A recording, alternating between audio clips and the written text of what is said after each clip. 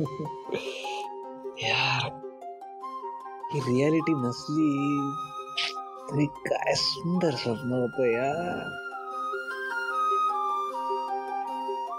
सिद्धिराज काळे पाटील. कसं आहे ना, हॉल मधून बेडरूम पर्यंतचा प्रवास तुम्ही यशस्वीरित्या पार पाडलायत. आता फक्त जमीन टू बेड एवढाच प्रवास बाकी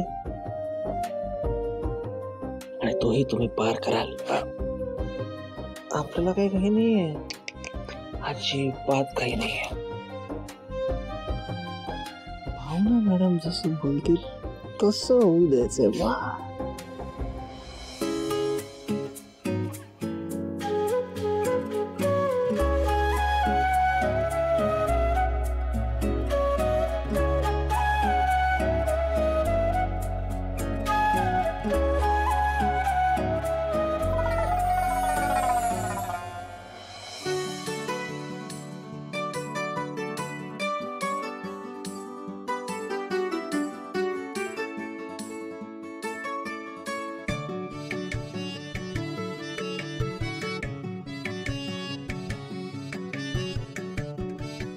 दिवस आपला किती आनंदात गेला ना. सजावटीची लगबग, प्रसादाचा दरवळ, मंगलमय वातावरण, किती प्रसन्न वाटत होतं काल घरात. आणि काकू, बाप्पा जरी देव असले ना तरी सुद्धा ते अगदी घरच्यासारखे वाटतात. म्हणजे आपल्या घरचंच कोणीतरी आपला आनंद दुप्पट करायला आलाय असं वाटतं. अगं, ज्याचा जन्मच मुळात आईला आनंद देण्यासाठी आणि तिचा एकटेपणा दूर करण्यासाठी झालाय, तो सगळ्यांना आनंद देणारच, त्यांचा आनंद दुप्पट करणारच ना. खरंय, गणपती आणि पार्वतीचं नातं खरंच किती छान आहे ना. अगदी आई मुलाचं स्पेशल नातं. खरंय, शिवशंकरांनी जेव्हा त्यांचं मुख धडापासून वेगळं केलं तेव्हा काय अवस्था झाली असेल ना पार्वतीची. तसं प्रत्येक आईला मुलाचा दुरावा सहन होऊच शकत नाही.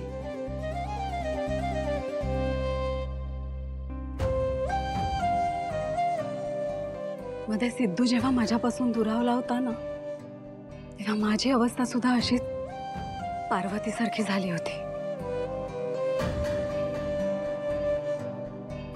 नाही म्हणजे मला तसं म्हणायचं नव्हतं. नाही काकू, मी अगदीच समजू शकते. मी समजू शकते काकू, कारण माझी मुलगी मला दुरावली आहे. मला माहिती आहे भावना मॅडम, तुम्ही आनंदीला खूप मिस करताय. आणि माझ्या खर्चांमुळे मला तिला बोर्डिंगला पाठवायला लागलं.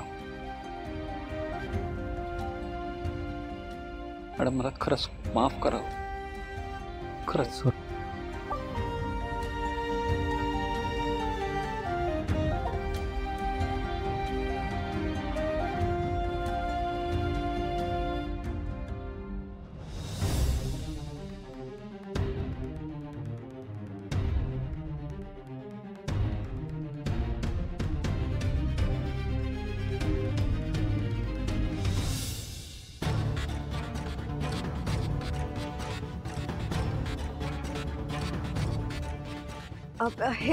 आपल्याला हे प्रसादासाठी न्यायचंय. हा, तिथे. हो, बघताय ना आजी, ती भावना कशी आईला जाळ्यात ओढायला बघते. मला तर पक्की खात्री वाटते की आईने तिला सून म्हणून स्वीकारलं असेल.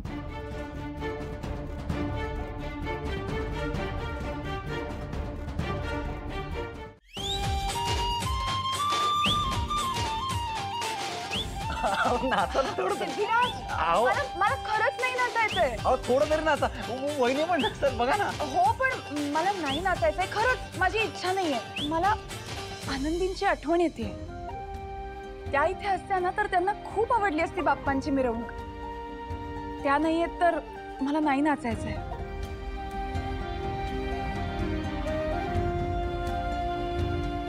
भावनाई, माझ्यासोबत नाचशील का?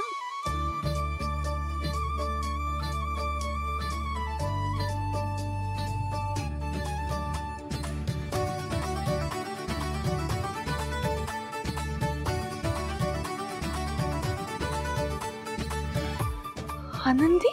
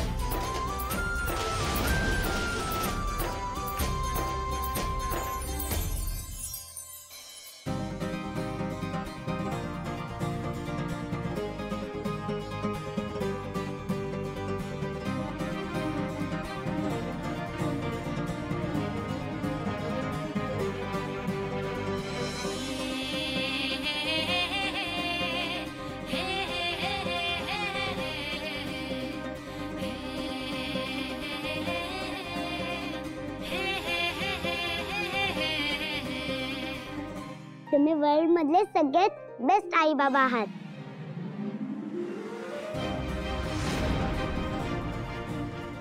आणि आज मी खूप हॅप्पी आहे. आणि आम्ही डबल हॅपी होत. आणि मी तर ट्रिपल हॅपी आहे.